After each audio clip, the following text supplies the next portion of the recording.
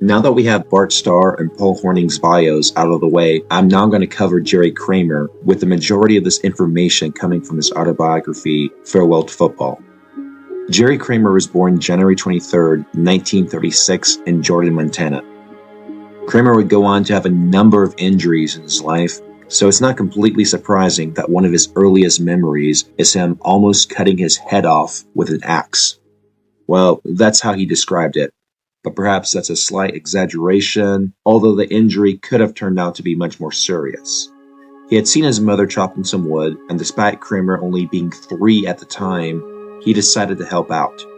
He picked up an axe, and that threw him off balance, so he dropped it and proceeded to fall down on top of it, cutting his throat and chin. Luckily, this was just a surface-level injury, but led to him needing stitches, and this would be the first in a long series of injuries. Kramer was one of 6 children, having been born 4th in line with 4 sisters and 1 older brother, Russ. He would wear Russ's old clothing once he grew big enough to fit into them, so as a consequence, he almost never had anything new of his own, with one of the exceptions being a time where his mother brought him a shirt from JCPenney. Another kid noticed the shirt and demanded to know the brand, so Kramer showed him the label, and when they saw where it came from, they started making fun of him, which goes to show that even in the 1940s, kids in school made fun of other kids who wore things from JCPenney. Because he wasn't really able to get much of his own clothing, when he became an adult and finally had some money, he would develop a weakness for clothes, getting more than he could possibly wear, and this need to make up his childhood would later lead to the players on the Packers messing with him and asking when he planned on having a rummage sale so they could get some of the clothes from the mountain of clothing he didn't really need. When Kramer was 6, his family moved from Montana to Salt Lake City, Utah, and it was there that finances picked up a bit as his father got a job working at the Hill Airfield in electronics. Despite his father not having a formal education, he was able to land this position, and when he was in the 3rd grade, his father was even able to help him build his own radio.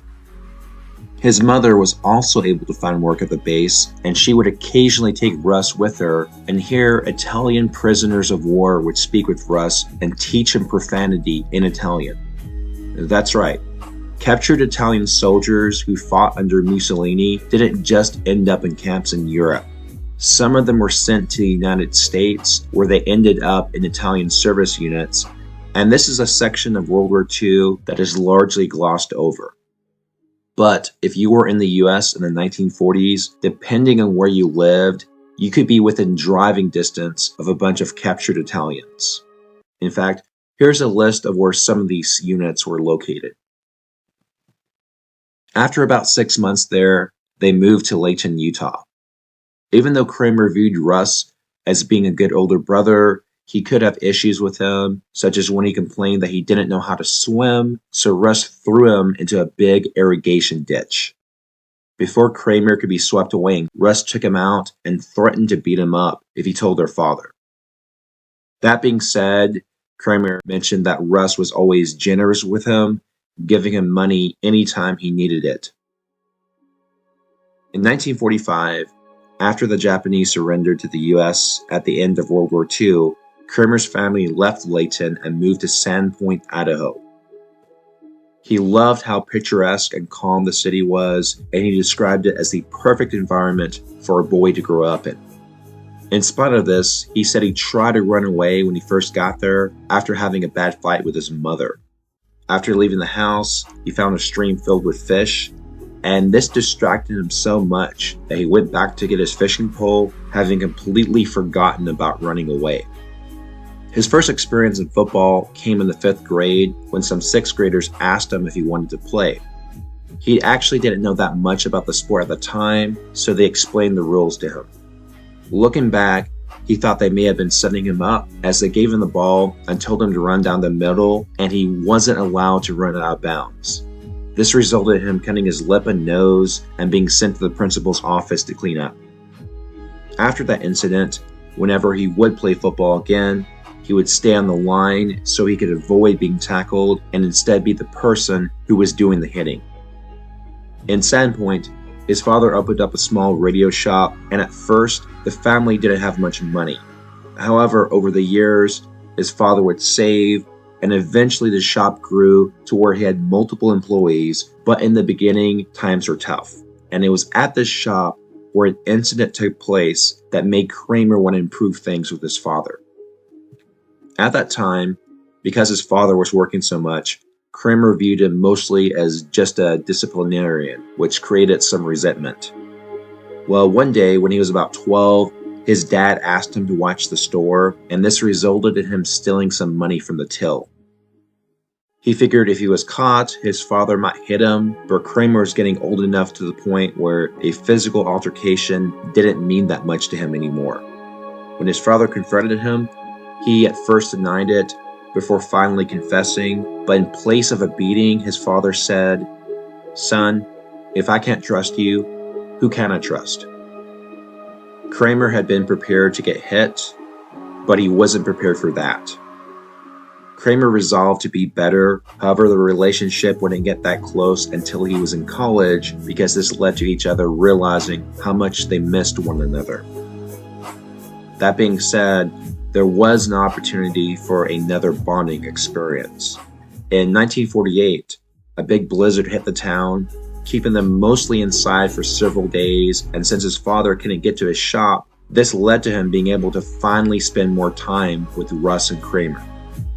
They played pinochle and Monopoly, and his father would read poetry to them, which resulted in Kramer developing a lifelong love for it.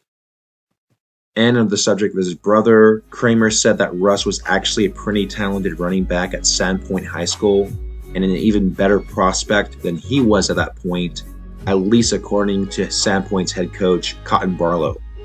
Despite this talent, Kramer was never able to find out just how good Russ could have been, as his older brother quit the sport before he graduated. No reason was given by Kramer for this, and no injuries were mentioned. It just seemed Russ grew tired of playing. When Kramer went to Furman Junior High, he had a short period where he would hang out with a group that was a bad influence on him. They would shoot out windows and steal things from cars. This ended up with him getting into trouble with the police multiple times, and as they were about to throw the book at him, the principal of Furman Junior High, Charlie Sidwell, stepped in to vouch for Kramer. It was Sidwell who convinced him to go straight, and he represented one of the first people outside of Kramer's family that took an interest in him and made him realize that maybe he did have a future after all. In 1950, in his first year of high school, he tried out for football and made the freshman team. However, Kramer hadn't bulked up just yet. In fact, one of his coaches called him slim, and the thought of him ever becoming an all-pro football player in the NFL would have seemed ridiculous even to him. Due to Kramer's thinner stature, he played as an end and finished the season with 1 reception for 1 yard, which was a pass he caught off of a deflection. So his one stat line in his first year not only included the smallest possible receiving stats one can have in positive numbers, but the pass might not have even been intended for him. In 1951, things would get better in his sophomore year as Coach Barlow would move him to tackle, and he would finally get a chance to play on the varsity. It was during this time period that Kramer would have another one of his famous accidents. While in shop class, he dropped some sandpaper, and while he bent over to pick it up, the turning screw of a lathe caught his shirt and pulled him back into it, causing a big chunk of flesh on his back, the size of his fist, to be no longer attached. Luckily, this injury wasn't as bad as it sounds, as the way Kramer describes it makes it seem more like a superficial injury, but for those who know anything about lathes, it could have been much, much worse. Well, the doctor put some stitches in him, and his coach asked Kramer if he could possibly play that night, to which the doctor responded by saying, "I guess he can kick off as long as he doesn't make any tackles." Well, Kramer did the kickoff and then proceeded to ignore his doctor's advice as he made the tackle, causing his stitches to come out, which led to him bleeding most of the night. One of the things that influenced Kramer was when a coach from the University of Idaho came to visit the school to give a speech to the seniors. He walked over to Kramer and told him that he'd be the type of person they want in their football team, and this moment stuck with him as it was the first time he had really thought about going to college. During this time period in a small town in Idaho, people's dreams are smaller. Being rich meant getting a new Ford, a new rifle, and a house with a fireplace. The concept of going to New York or even Chicago seemed like a fairy tale. However, as time went on, Kramer started to believe that maybe he could make it. By 1952, in his junior year, Kramer would start to fill out, going up to 195 pounds and reaching 6'2". He approached his coach about wanting to be a running back, but he was told he could either be a backup running back on the bench or continue to start on the line, as they already had George Combe as a fullback. The point was taken, and Kramer stayed in at the line. And it was in 1952 that Kramer would once again have another injury. This time, it involved the aforementioned George Combe, who had gone duck hunting with him. Combe was in a rowboat, while Kramer was on the shore sitting on a rock with a shotgun. Out of boredom, he jabbed some moss with his shotgun, causing it to go off. He didn't remember actually hearing any sound, but instead just feeling a big concussive shock. Then he looked over at his arm, and he saw blood spurting out several feet, almost as if it was coming out of a water hose. The flesh in his arm looked like hamburger, with muscles and tendons blown back into a big ball. He looked down and saw his pants were now covered in blood without a single dry spot visible. He yelled to George for help, and Combe was able to get someone to drive them to the hospital. When he walked into the building, one of the nurses almost fainted when they saw him. He had been hit by about 15 to 20 pellets of number 2 shot.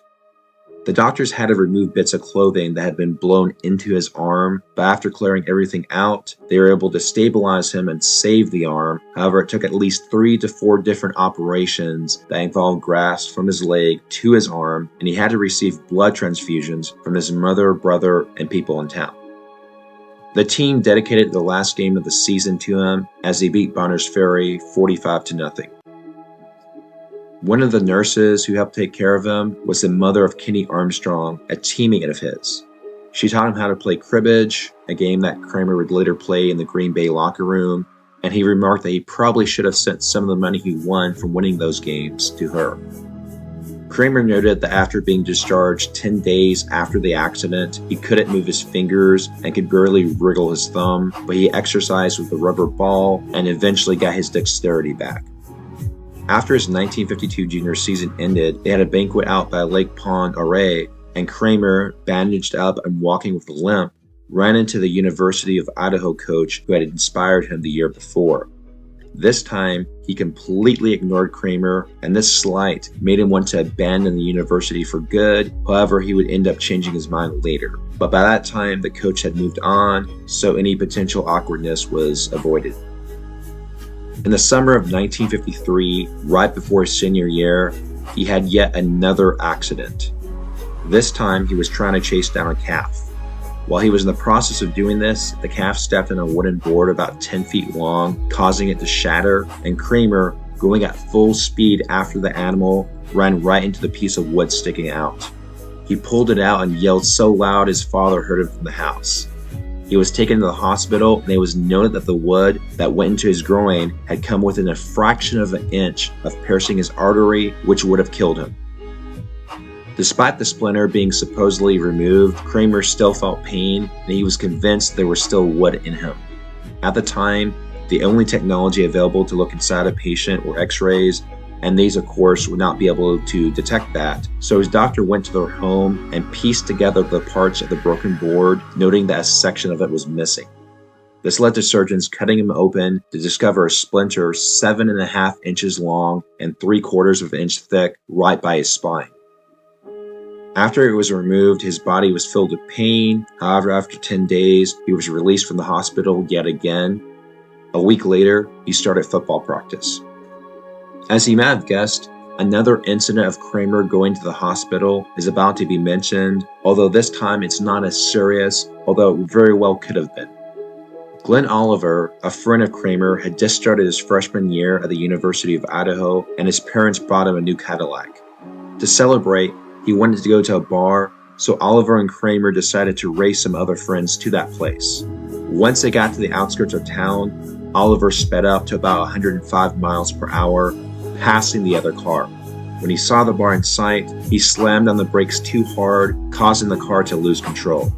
It went into a ditch, bounced out, hit the other car, causing that one to go off the road, and the Cadillac was then headed straight for another ditch and going too fast to stop. There was nothing they could do, so they waited 2 to 3 seconds for impact, which seemed like an eternity. The car hit the ditch and started to roll sideways. All Kramer remembers was grabbing the door handle, and he suddenly found himself outside the car. Oliver landed on top of him, knocking the air out of Kramer. The Cadillac continued to roll maybe 3 times, and then it hit a tree and burst into flames. Oliver got up and started throwing dirt onto the car, trying in vain to put out the fire. "Get up and help me. Get up and help me. My car is burning."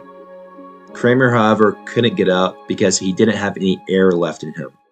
Despite this, he and Oliver weren't seriously hurt, and there were evidently no long-term injuries for the driver in the other car either, and he ended up being released from the hospital after staying there for a few hours for observation. On Monday, Kramer was back at football practice.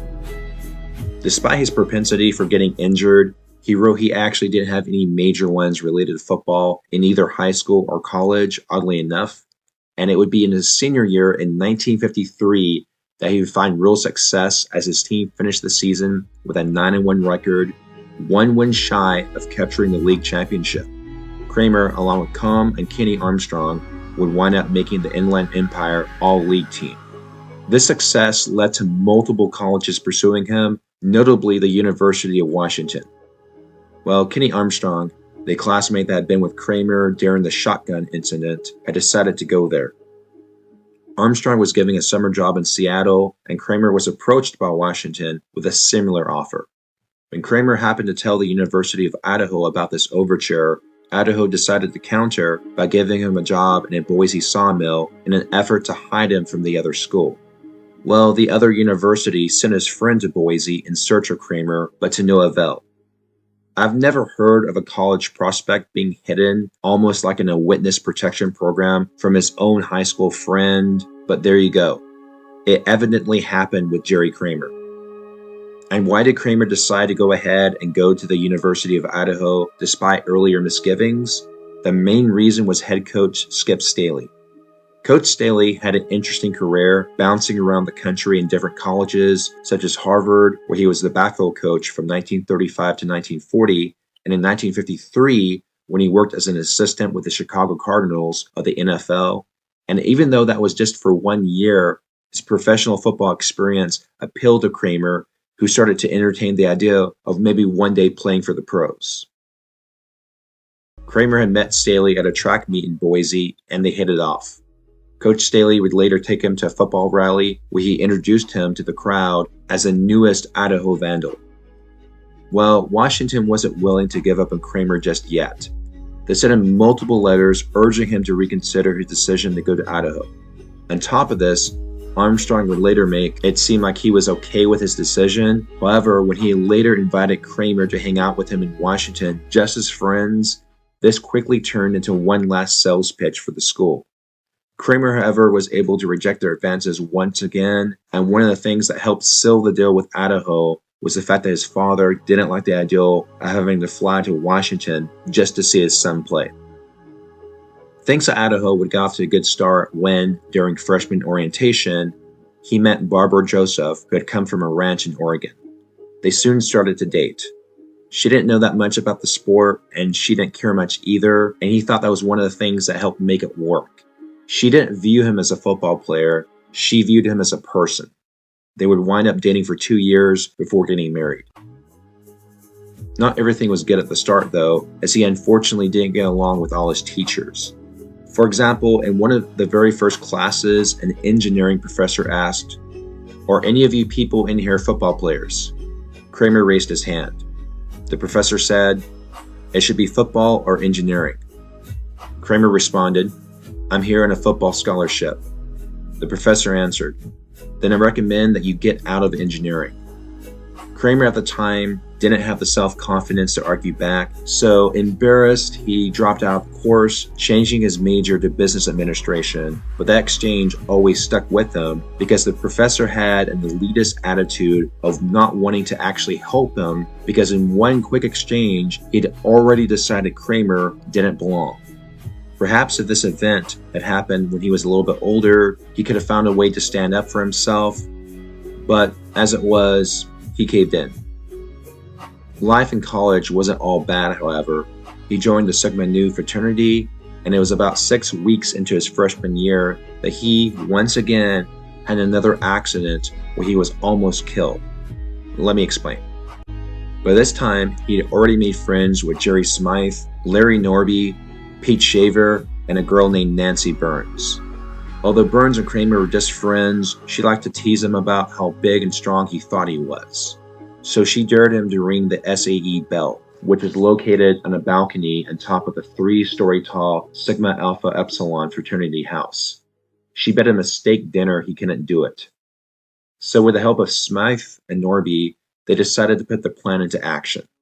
Because the building was occupied by a fraternity they didn't belong to, they'd have to sneak into the house at night to do it. But once the bell was rung, that would wake everyone up, so they would need a quick getaway. Luckily, there was a building being constructed on the campus nearby, so Kramer stole some thick rope with a hook attached at the end. This would be used to slide down the balcony onto the ground. So, a little before 2:30 in the morning, Shaver had joined the group as a getaway driver. Kramer snuck into the fraternity carrying the rope and went up to the 2nd floor.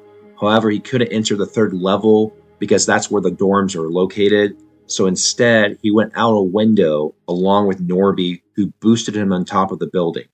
Kramer then moved across the roof and dropped down to the balcony. He then attached the hook to the balcony railing, and he dropped the rope down to the ground, where Norby and Shaver grabbed it and held the rope away from the building so Kramer could slide down the rope almost like a zip liner. He then proceeded to ring the bell so loudly everyone on the campus must have heard this, and of course, the fraternity woke up, who raced out to the balcony.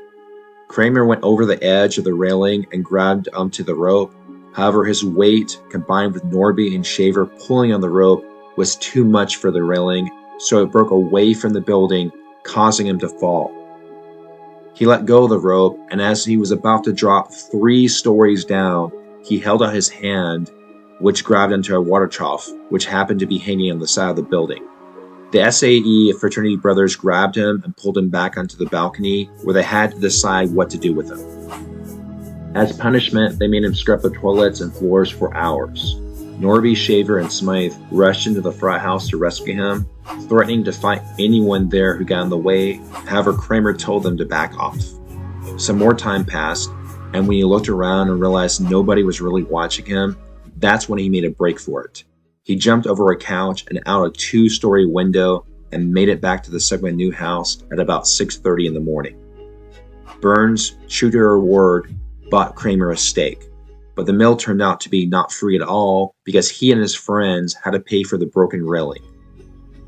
When Kramer arrived at the school, the football team didn't have the best history, and unfortunately that would continue into his freshman year with yet another losing record. It was during his 2nd year that things picked up for him, as he kicked a perfect 13 out of 13 extra point attempts, but the team still finished the season with a 2-7 record. However, in spite of him showing some value on the field, his career appeared to be close to ending when, while staying at a hotel on the road, he and a teammate named John Russo decided to stay out in the city past curfew. They ended up getting caught, which led to Coach Staley kicking them off the team. Or so he said. The next morning, the coach decided to let the captains of the team decide what to do with Kramer and Russo, and the punishment was they could stay on the team, but they lose a month's worth of their scholarship. However, afterwards, Coach Staley eventually ended up rescinding the fine, so it would appear to have been a scare tactic to make sure they never did it again. In Kramer's junior year in 1956, the team lost its first 4 games. However, they bounced back and they ended up winning 4 out of their last 5 matches. Their only loss in that period came to Oregon State, who went on to play in the Rose Bowl. Kramer kicked a 35-yard field goal to give Idaho the lead over Oregon State. However, the other team scored one more time to take the lead and win 14-10. Despite this loss, it was a good showing against a tougher opponent, and his friend Norby ended up with 103 yards rushing. In 1957, in his senior year, Idaho got off to yet another bad start, followed by yet another resurgence, finishing the season with a 4-4-1 record. Kramer would end up making second-team All-Pacific Coast Conference at guard, and he would receive a few honorable mentions, but when the season ended, he hadn't met with a single NFL scout. He did get a few telegrams from San Francisco and Pittsburgh, and a letter from the Packers that began with, "Dear football player." The 1958 Green Bay Packers front office hadn't even bothered to personalize it. That being said, when the draft came, Kramer ended up getting picked in the 4th round by Green Bay as the 39th overall pick, which was a higher selection than he had expected, especially considering that he was mostly an unknown. After the draft was over, a Packers scout came to visit Kramer to give him some information about the team, and when he found out they hadn't had a winning record in 10 years, he knew he would feel at home. Despite also getting an offer from the Vancouver Lions in Canada, Kramer stuck with Green Bay. His ultimate decision on whether or not to go pro came down to his wife, Barbara. The two had just had a baby boy, and he wanted to start making money to support them. However, he hadn't signed a contract yet, so he talked to Coach Staley to get his opinion on how much he should ask for, and Staley replied that $7,000 a year would be a really good figure. So Kramer approached the Packers and asked for $8,000 plus a bonus for signing. Packers coach Liz Blackburn countered with $7,500, and after some back and forth, they agreed to a contract for $7,750 plus a $250 signing bonus. He then dropped out of school, reasoning that he needed to focus on making money to support his family. However, he would always have regrets about how his education had unfolded. In July of 1958, Kramer left his wife and baby in Idaho to report for the college all-star training camp near Chicago. There he met players like Lou Michaels, Alex Karras, and future Packers Dan Curry, Jimmy Taylor, and Ray Nitschke. It took a few practices before he started to believe he might be just as good as them. John Sandusky, who coached the linemen for their all-star game, made things tenser for Kramer as he took him aside and said, "You'll play in the NFL, but not with Green Bay. You won't make that club. They got 5 veteran guards returning." Wrong predictions aside, during the All-Star camp, Kramer set himself apart by beating out All-American guard Bill Krischer for the starting right guard spot. Then Kramer got injured, and Krischer got the starting nod again, so Kramer was then moved to left guard, where he beat out Joe Naselli for that position, thus increasing his confidence even further. So the day came for the college all-star team to play the defending NFL champion Detroit Lions. Despite being so nervous that he thought he might trip and fall down during the player introductions, he and his team did well, and they beat the Lions by a score of 35-19. The very next day, Kramer made his preseason debut as a Green Bay Packer against the Pittsburgh Steelers in Milwaukee. It was during a big rainstorm, and he described the situation as miserable, and Green Bay ended up losing 3-0. Kramer remembers not being impressed with the Packers, as he had just come from a college all-star team that beat the defending NFL champions to a team that couldn't beat Pittsburgh. On top of this, he remembered the words of Sandusky, which led him to think that he might be traded, so as a result, he didn't try that hard. This led to Packers head coach Scooter McLean, who had by then replaced Coach Blackburn, to call Kramer into his office to find out what was going on. McLean didn't have a reputation for having a temper, but here he was upset. "Jerry, what in hell's wrong with you? You got size and speed, but one play you look great, and the next play you look like you're out to lunch. What the hell's the matter?" Kramer recounted what Sandusky had said. McLean responded, "We got you to play you, not to trade you." This put in renewed focus and effort into Kramer, and being pressed by his play, McLean ended up cutting guards Al Berry and Joe Skibinski, who would both wind up in New York under then assistant coach Vince Lombardi. Al Berry ended up playing so well at New York that it supposedly led Lombardi to say, "I'd like to see the guard who's as good as Berry." Once Kramer found out about those cuts, he called his wife to let her know his position on the team was safe after all. Kramer wrote that the 1958 Packers weren't cohesive. Everyone was in their own little cliques, and practices were a breeze with very little physical conditioning, as if exercise was an afterthought. If someone messed up, no one would chew them out, and there was no emphasis on fundamentals, and when it came down to curfew, Coach McLean put everyone in the honor system, which Kramer remarked as being like a license to steal. Paul Hornung was at the fullback position at the time, and Kramer described him as leading the team in rushing and scoring and everything else except for hours slept. In terms of Bart Starr, Kramer says he actually didn't remember that much of him from that season, even though he tried to. He made so little of a first impression that he was like a complete blank. Kramer got his first regular season start in his 5th game against the Eagles. However, in a game against Art Donovan of the Colts, he had such a hard time with his moves and feints that he ended up getting benched again. For the last 2 games, they went out to the West Coast to play the Rams and the 49ers, and it was there, in a restaurant in Los Angeles, that they ran into Curly Lambeau, who said he had heard from some fans in Green Bay that the people wanted him to return to coach the team.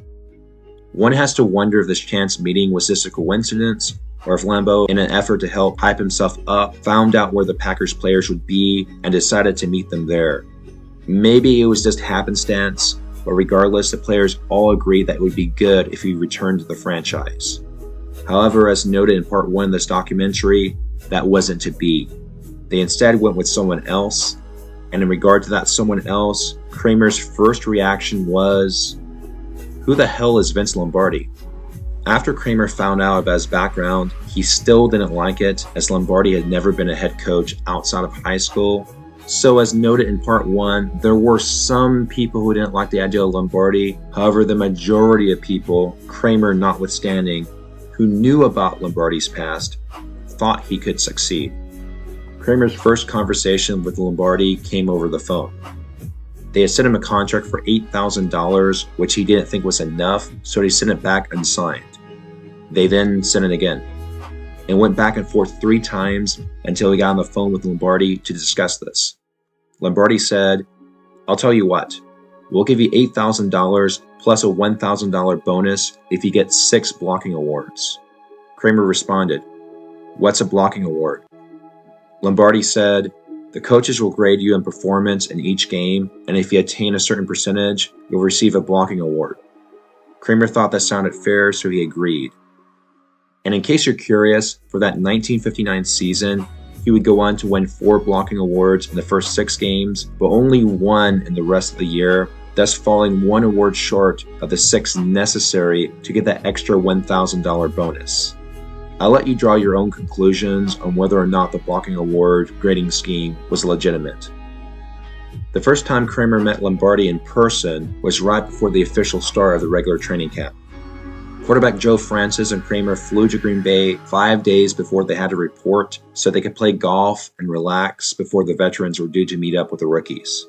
So Kramer and Francis go to the front office where they meet with Jack Vinici and told him they needed a place to stay. Vinici answered, "The dormitory is not open yet." Kramer and Francis argued they didn't have enough money for a hotel, so Vinici had to let them in. Vinici once again answered, "Can't do it. I just can't do it." Lombardi happened to be in the building, and as he walked by, Vinici saw Lombardi and then introduced them to Kramer and Francis. At least that's what Kramer said.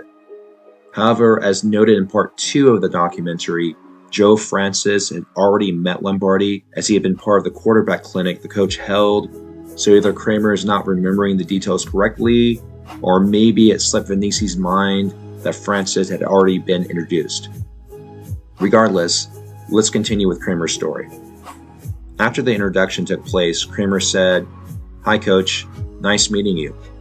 Lombardi replied, "What's the problem?" Kramer answered, "Well, we'll need a place to stay." Lombardi turned to Vinici and said, "Put them in the dormitory." Kramer noted that his tone of voice meant, "Do it and do it now." Next day, Kramer and Francis played some golf, and all was going fine with their plan until the following morning after that, when they ran into Lombardi on the stairs. Lombardi said, "Where are you going?" Kramer shot back, To play golf. Lombardi answered, when you're in the dormitory, you make all meals, all practices, all meetings, and all curfews, just like everybody else. From that moment on, Kramer knew 1959 wasn't going to be anything like the previous season. Kramer reflected on those very first in-person meetings. The way Vince said it, there wasn't any question about it. There wasn't any thought of moving into a motel. There wasn't any, coach, it was a fact. It was the way it was going to be. Joe Francis and I knew damn well that we had better make every meeting, every meal, every practice, every curfew. It was a very rude awakening. That's all for now. When we continue, we'll cover the early life of Ray Nitschke. See you next time.